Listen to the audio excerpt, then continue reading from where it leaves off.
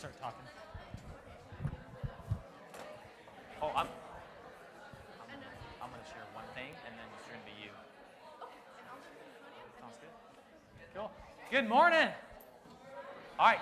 If you would do me a favor, if you don't already, and pull out your cell phone. Go ahead and pull your cell phone out. Cell phone. If you don't, who didn't bring their cell phone? I just want to get a poll of the room. No? Cell phone? Got a cell phone? Got a phone? All right, get a phone out. Who has Instagram? Raise your hand. Instagram. I got Instagram. Go to Instagram for me. Instagram. I'm going to do this myself as well. Insta.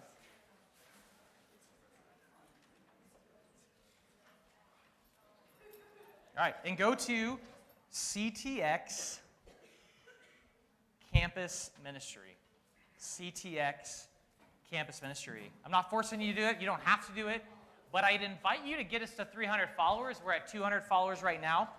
On this Instagram, we talked about Gather, Growing, and Going, about life groups, about Bible studies. If there's something your team is doing you want us to pump up, please do that. Some in the crowd are like, hey, I'm not doing this. I don't have Instagram.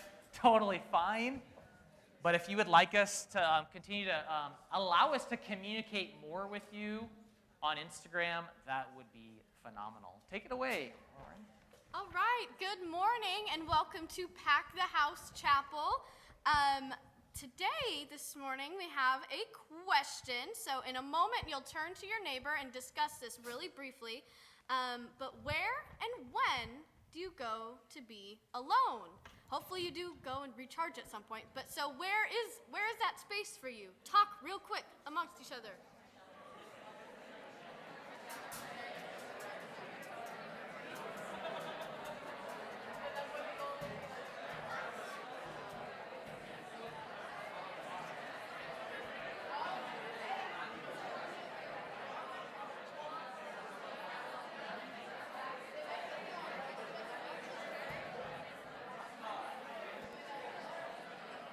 All right, as we wrap up that discussion, let's keep that in mind.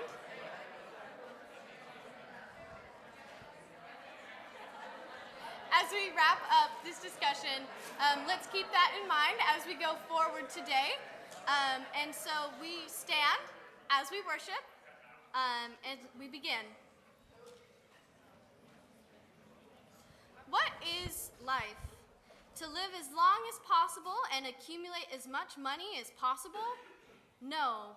The fear and awe of the mighty, just and loving God is the beginning of wisdom. Jesus is the way, truth, and life.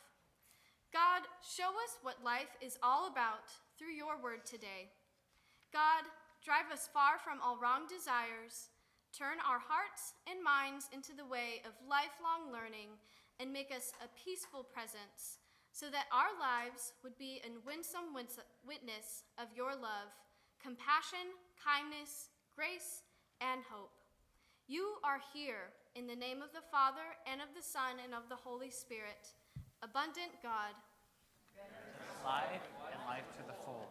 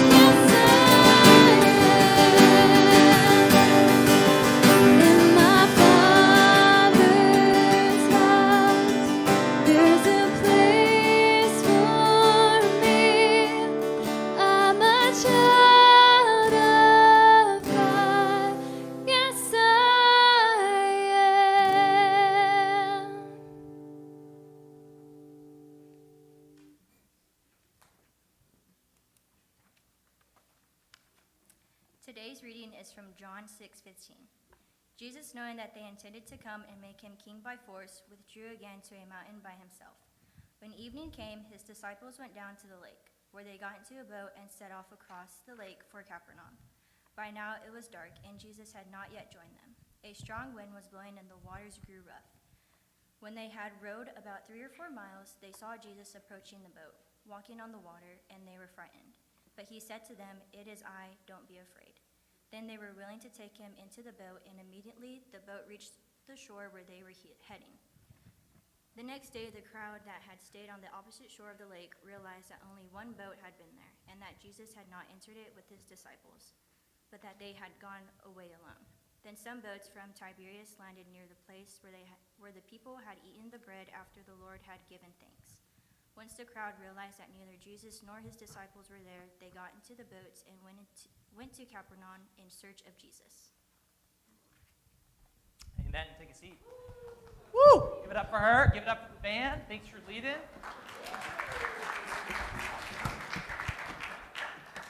All right.